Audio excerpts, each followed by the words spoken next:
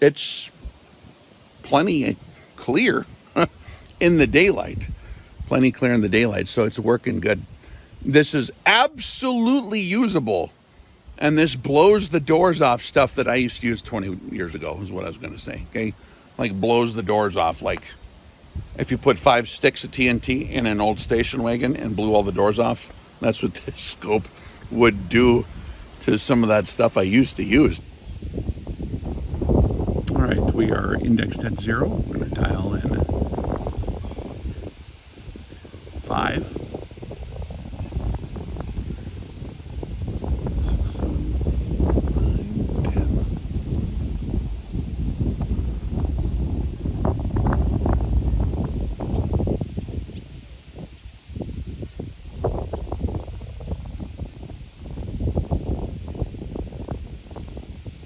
As far as I can discern, that's very, very close. Dial it back up to 0.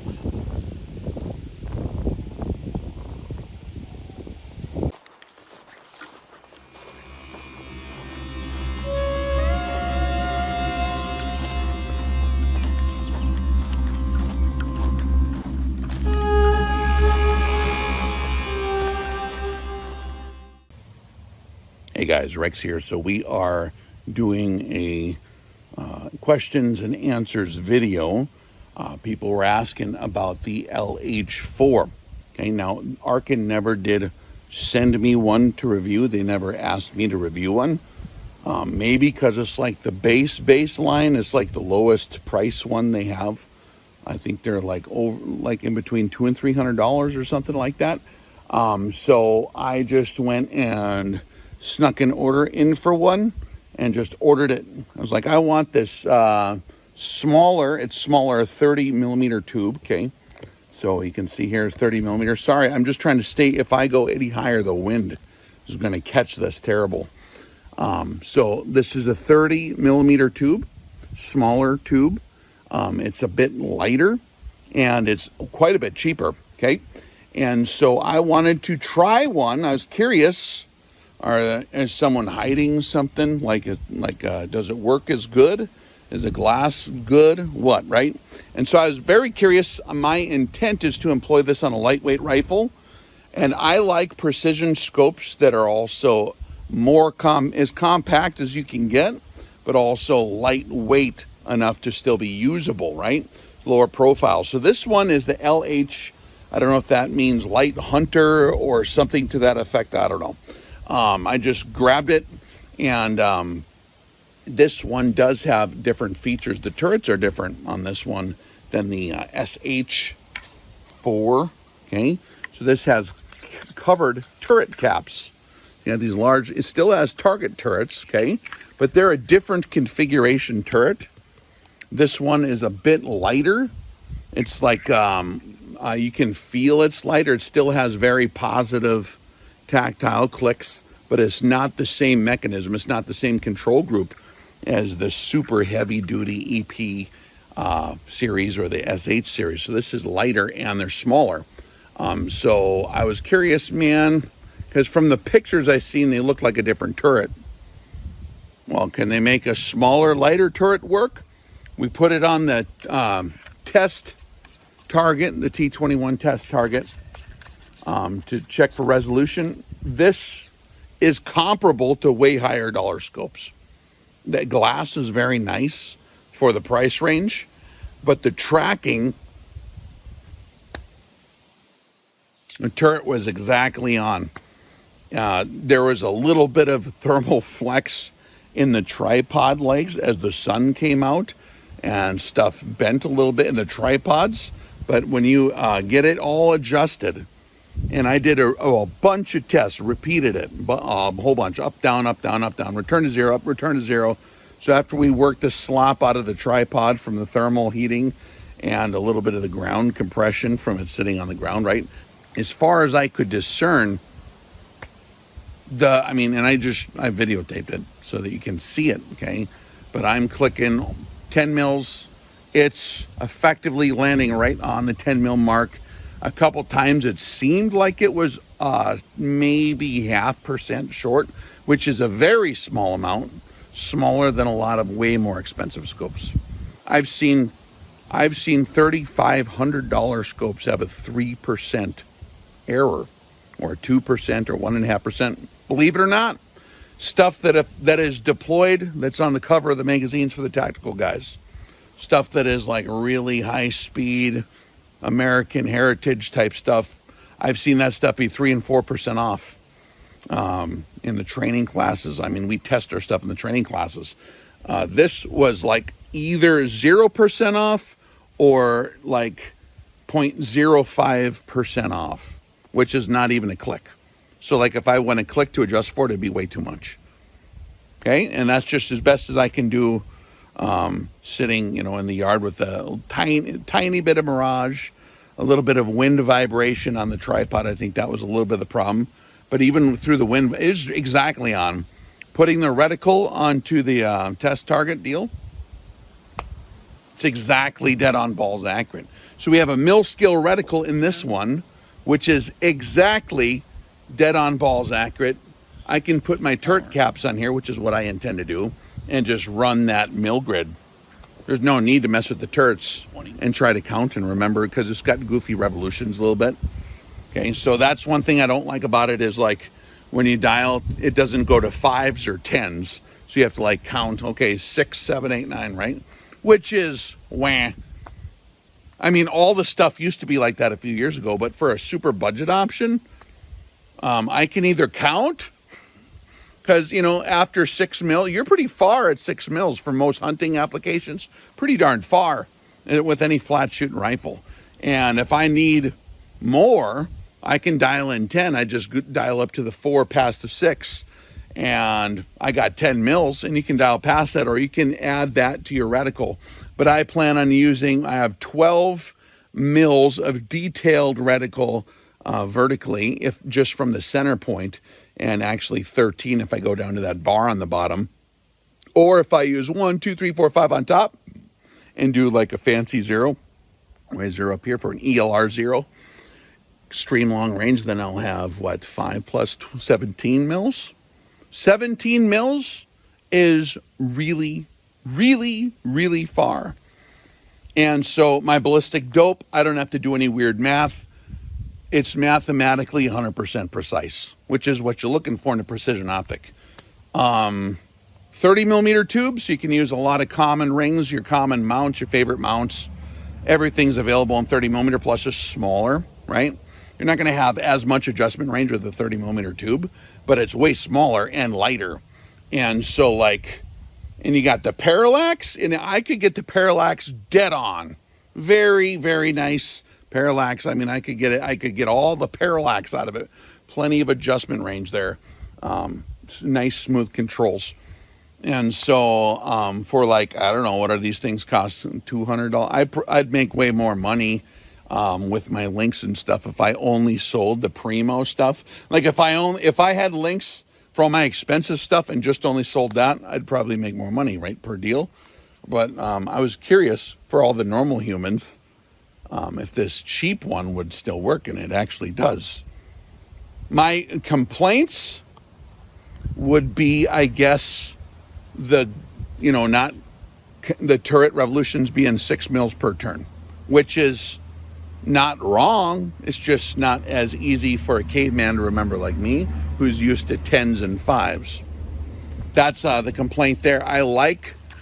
This is a cool feature right here. There's a lot of field guys were waiting for the Arken to come out with these. Like a lot of the guys that I know who actually work for a living with rifles, in not competition, but in dangerous environments, they like this. Okay, so you put this on there, and you put your cap on, and it's not going to get bumped or knocked. And plus, your exposed target turrets are always a critical weak point. If you were to drop it or knock something on there, damage your turret. That is where you have precision threads and adjustments. I like to have, if I could have the choice between turret caps and smaller turrets and not, for any field application outside bench rest shooting, I'd go for the turret caps. So this feature is very desirable, right? I think. for for like field stuff. You know, I hate getting stuff knocked. Schmidt and Bender PM2, you drop it on that turret cap, it's done. Broke. Any Primos guy, I've seen the ATAC Night Force scopes, one drop, or someone like, it's in a drag bag, you throw some stuff on top of it, it hits that cap and bends it. But if you have it hits the turret and bends it. If you have a cap on there, that's awesome.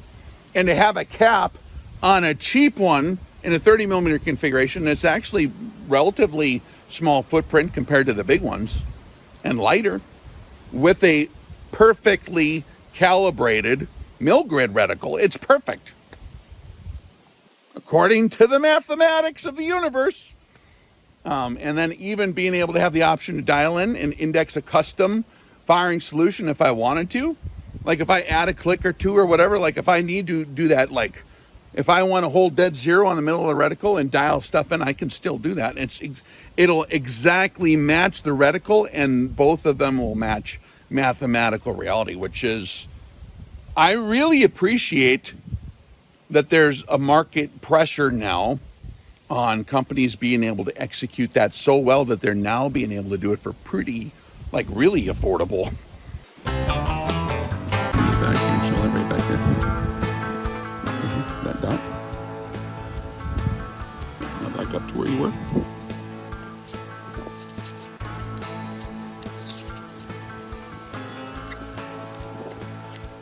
No tools required, man. You can use a penny in the slot.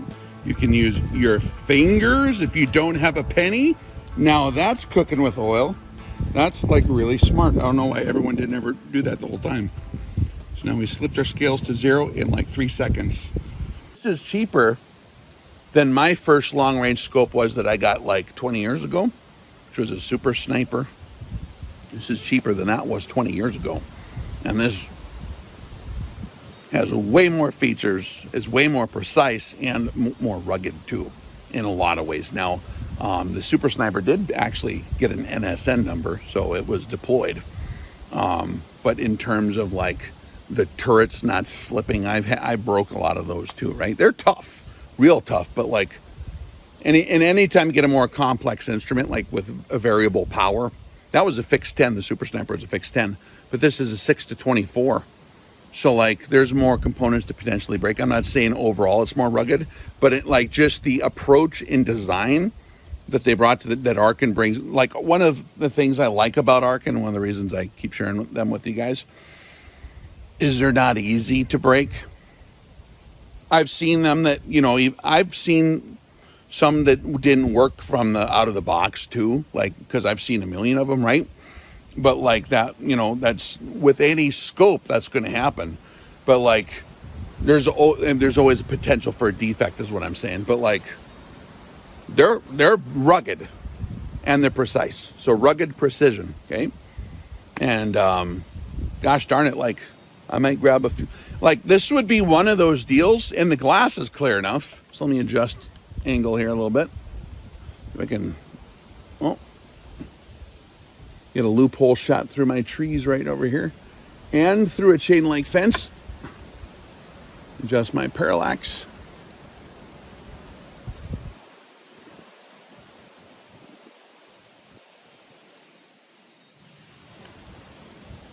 So I am looking through I'm looking through chain link right through the holes and through a bunch of branches in this tree that's right in front of me out at my 700 yard target.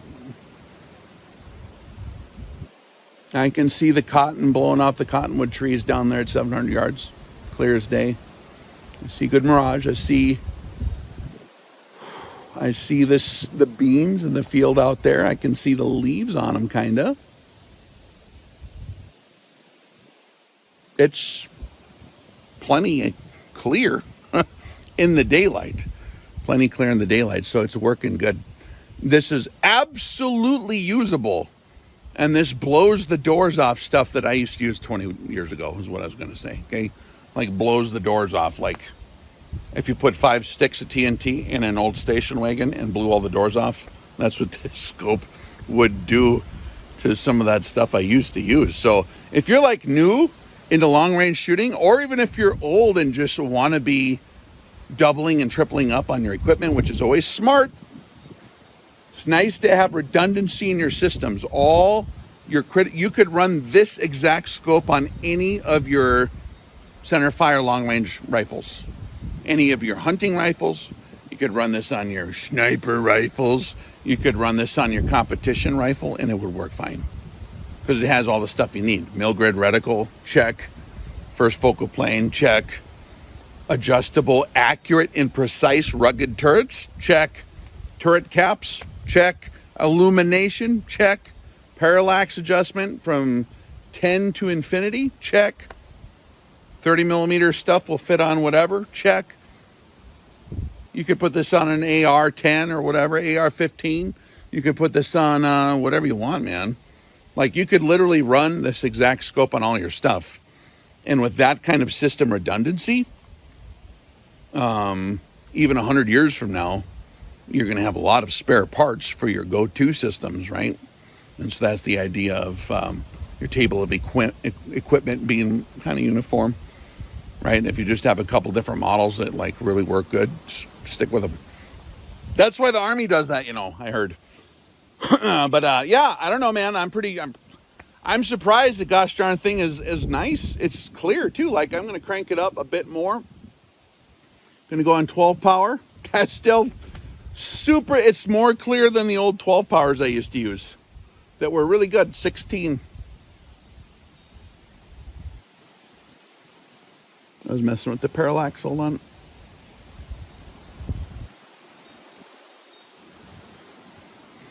Man, it's bright for 16 power, I think. How about like 24? Let's just crank it up. It's starting to, yeah, it's still usable. And the dot is so small that it would still be usable. It's not like the reticle is like nice and fine still. It's a fine aiming point. It's darker at 24 power on those far trees. Hold on a minute here. Jeez.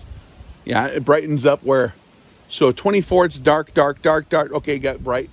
So right under 24. So 24 power, dark, dark, dark, dark, dark. Nice and bright right there. So in between 20 and 16 power, it brightens right up. So if you're doing some kind of super duper target paper shooting type stuff or zeroing, you can crank it up to 24 if you need that much zoom. I never use 24 hardly ever unless I'm spotting. But like 16 power of really clear, nice, bright. You know, and one of the reasons I think it's bright too is just because the optical length of the tube. Right, and the geometry, like we talked, if you haven't seen our training videos, watch that. When you elongate the overall design of the scope, like the classic line, just not short and compact, which actually creates a lot of difficulty for the shaping of the lenses to be precise enough because of the angles of where all your different wavelengths of glass in a, you know, it's not apochromatically corrected. There's probably only two different, I mean, I don't know, what kind of glass do they put in these nowadays? It's not going to be like your German Zeiss Hensoldt or your, you know, shot glass out of Germany, like that really good stuff. It's not going to be that kind of quality, but like you can make up for that by adjusting the geometry. You know what I mean? I'm looking through a vine, through a fence. You want to see what I'm looking through? I'm looking through a vine, through a fence, right next to that wind chime, through the holes in the fence, out there in the field. Now I'm really looking at the 700 and 800 yard targets out there that are on the tree line. And it's really clear. But I'm Rex. I know how to look through the hole. You know what I mean? I can see through the little holes. And it's very possible I got a wire in front of out there. If I did, yeah. Not super scientific to look through the chain link fence with vines on it. But proof of concept, it's plenty good. Okay, so I don't know. You guys check. I will leave a link for you. The Rex link, by the way, if you've never seen it, when you use it, it saves you a lot of money. Like with those night vision scopes that we did last time. It was saving guys like $200 or $150. So it brought like it from $700 whatever to like $499 or $500. So use the code REX When you go into your shopping cart, there's a tiny little button kind of lower and to the left of where you type in your stuff when it's in the shopping cart, and it'll say, there's not just a big box there, you got to find it, and it'll say like enter your discount code or where did you hear about this optic, and then you just type in REX, R-E-X, and then watch the price like go way down, okay? And then of course they send me some nickels so I can eat my Tootsie Rolls over here and continue to do this for you fine people. So it's always helpful to use that code, guys, just letting you know. And I'll share the link below, okay? So I don't know what more I can say right now. I'm putting this on my fancy pantsy super ultra lightweight 243 with the what do they call that thing? The Helix 6 carbon fiber barrel, which shoots really good. And I got that Acadian Armament Pantera silencer. Respect! Walk! What did you say? Right? Pantera, the band, right? Remember that? Not affiliated, probably. Or maybe, I don't know. Last time that guy called me, he was hanging out with really tough guys, so I don't know. But check it out. Yeah. I'm going to put it on that 243. It's going to be a nice lightweight rifle configuration that I think the entire family could enjoy. All right, Rex out.